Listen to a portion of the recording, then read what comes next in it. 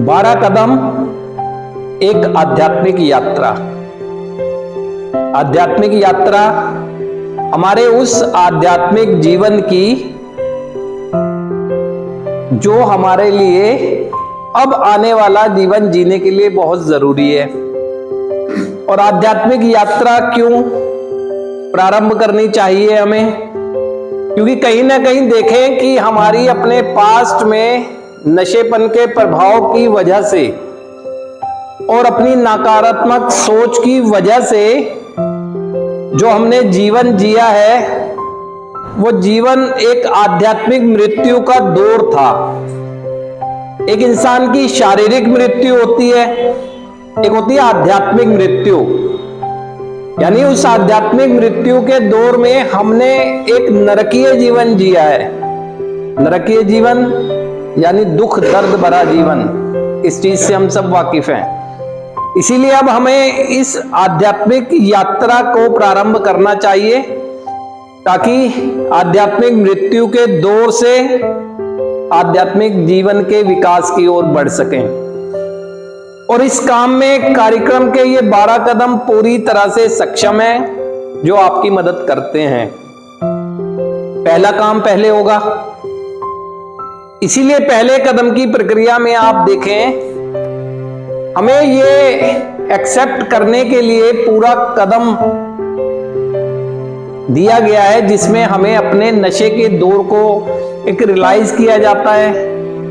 हम एक्सेप्ट करें उस दौर को कि जाने अनजाने में ही सही, अगर हमने क्षणिक खुशी के लिए उसको उठा लिया लेकिन अब हमारा जीवन पूरी तरह से उस पर निर्भर हो गया था। तो पहले कदम का पहला हिस्सा आपको एहसास कराता है।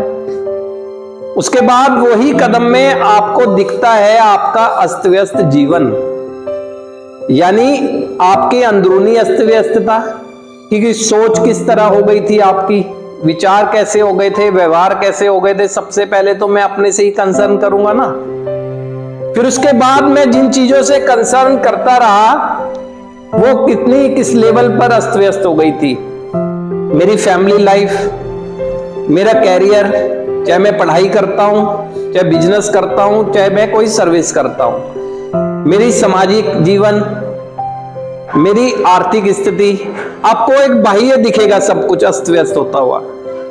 जो दिख रहा है उसको जब एक्सेप्ट कर लेंगे आप, तो वहां से फिर आपको एक जीवन जीने की इच्छा तो आ रही होगी, लेकिन उसके साथ साथ एक निराशा भी आ रही होती है। उस निराशा से निकालने के लिए दूसरा कदम पूरी तरह सक्षम है कि हमें विश्वास हुआ कि हमसे बढ़कर कोई शक्ति हमारी सद्बुद्धि की पुनः स्थापना कर सकती है, क्योंकि जो हम किसी के कहने से भी कभी स्वीकार नहीं कर पा रहे थे, आज किसी के कहे बिना हम पहले कदम में अपने को स्वीकार कर रहे हैं, अपने उस जीवन को स्वीकार कर रहे हैं। तो आपके अंदर निराशा से एक आशा आती है दूसरे कदम में।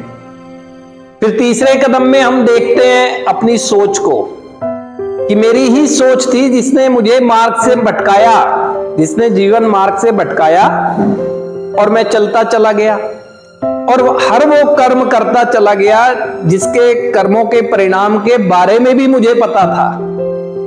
आप अपने पास्ट में देख लें, आपको पता था कि जो मैं कर्म करने जा रहा हूं इसका परिणाम क्या आएगा, क्योंकि आपके साथ भी आया हुआ था या आपने देखा भी था लोगों के साथ आता हुआ, लेकिन किया।